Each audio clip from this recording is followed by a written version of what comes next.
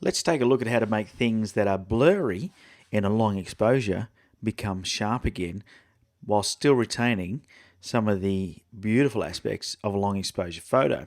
Now, we're looking at some raw files here out of my Fuji X-T1, and I've taken two images. And what I do is, here's a classic example of when I need to think as I'm taking my image as to what I need in my final photo or for my final composition. Now you'll see this photo here has been taken at 30 seconds at f5, and it was of this jetty, and it's, like I said, it's a raw file, so the light and everything's not too exciting at this stage, but we'll come back to that in a second. But what I want you to notice is that over here is a boat, and the boat's all blurry, and same thing again on the right hand side of the frame here.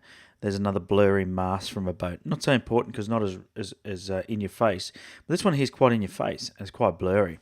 So what I do in this situation, because I want the nice long exposure water because it looks good, and I may want the long exposure clouds as well, but I don't want the blurry boat, I take a second exposure. Okay, so straight away, if you have a look at the time this was taken, it was taken at 6:10 p.m. This one was taken at 6:11 p.m. Okay, so a minute later, I've then taken this one, and as you can see, this one is 1/20th of a second at f5. Now, the reason why this one is much quicker is because the first image, I've got my big stopper in, my Lee big stopper. The second image, I've taken it out. Now, the reason I've done that is because, yep, you guessed it, I wanted to get a frame or a capture where the boat was sharp. And the other thing that happens in this image is the clouds are sharp. So if you have a look between the two images, the first one, we have the long exposure effect on the water, but the boat is blurry and the clouds are blurry. The second one, the clouds look much more dramatic and the boat is nice and clear. Now, I've deliberately put the boat in a position where it's almost touching the land. And the way you do that is by lowering your camera until the boat raises up, because it's that, I don't know, the physics of it all make that happen. And it's just the way the camera sees it. So let me quickly show you how we now bring that sharp boat into this picture here with the long exposure water. Now I'm in Lightroom, so I hold down the shift key and I select both images.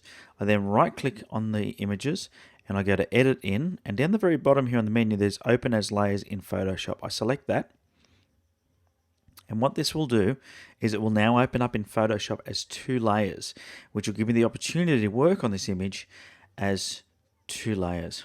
Okay, so it's just doing that now. Here we go. It's waiting for the second layer to load. There we go. All right. So you can see our layers now. Our top layer is this image with the blurry boat. And if I turn that layer off, you can see there's the layer underneath with the sharp boat. So blurry boat, sharp boat, blurry clouds, sharp cloud. And of course, blurry water and sharp water. So I like the effect of the water, but I don't like the blurry boat. So here's what I do. On this blurry layer with the blurry water, I click on this button down here that creates a layer mask. Over on the left, I need to make sure I've got black and white selected in my color palette. And what we're going to do is we're going to make sure the layer mask is selected. And the first thing I'm going to do is I'm going to grab a gradient filter and I'm going to drag it down from the top of the frame straight down. And what that has done, probably nowhere near enough yet, has sharpened up all the clouds for me. So if I just turn the top layer off and the bottom layer on, you'll see the clouds are getting sharper. Now the other thing that's happened here is you'll see that the mast of the boat is now getting sharper and the blurry one is disappearing.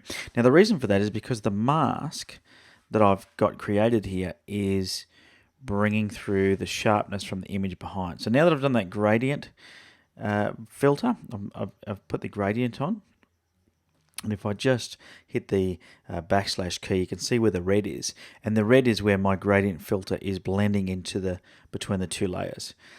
So what I'm going to do now is I'll turn that red off, is I'm going to grab my brush.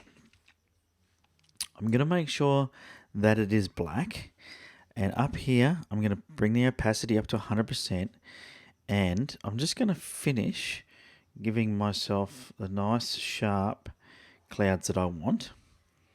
Okay, where the boat is I'm going to use my brush and I'm just going to paint it, make the blurry boat disappear, and the sharp boat reappear like so.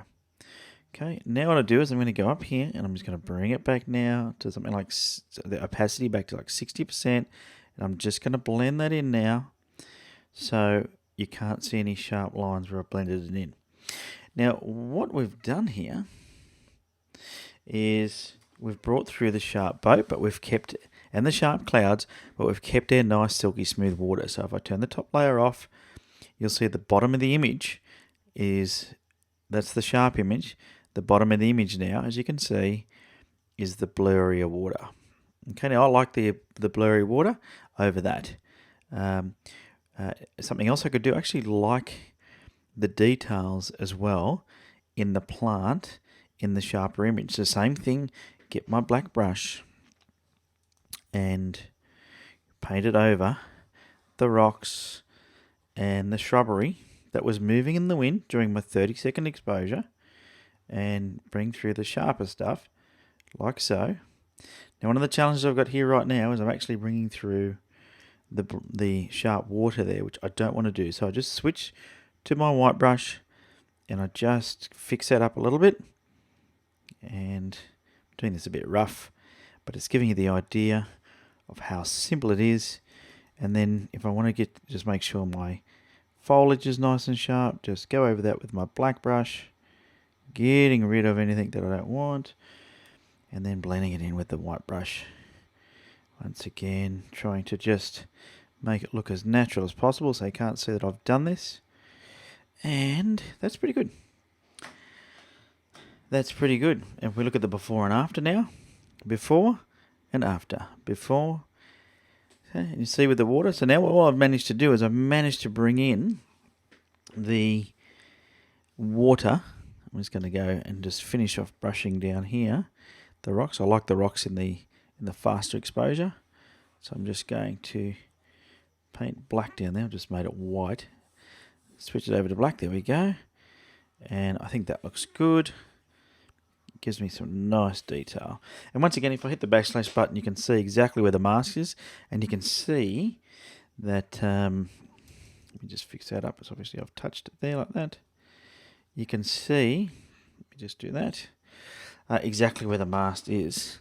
That's bringing through that sharpness, yet we retain the really silky smooth soft water. Now that's all I do in Photoshop. I go back into Lightroom to finish off, and I do that before I do any other color adjustments, brightness adjustments, anything. And when I quit Photoshop, this image now that I've just edited is now a third image. So here's the original two. So that's the one with the blurry clouds, the blurry bush, and the blurry boat. That's the one with the sharp, everything sharp, the shorter exposure, and this is the one with them all blended together. And what I can do now is jump into my develop, and I can then start to adjust other things like bring back my highlights, bring up my shadows, like so, and start making my other adjustments to bring the photo to life in a way that I like it. Some clarity, some vibrance. Let's make it a bit warmer because it was sunset, something like that. Some saturation, just a little bit. Maybe a bit of sharpening. Let's just mask that off. Some sharpening happening, so we're not sharpening things that are going to look terrible sharp. And there you go. That sort of gives you a bit of an idea of what's possible very quickly. And if you take those two images, so when you're out there taking the photo, think about what it is you want. And if you want the boat sharp, but you want the long exposure water, that's how you do it. There you go. Hopefully you enjoyed that quick video on how to use Lightroom to blend and Photoshop to blend the two together.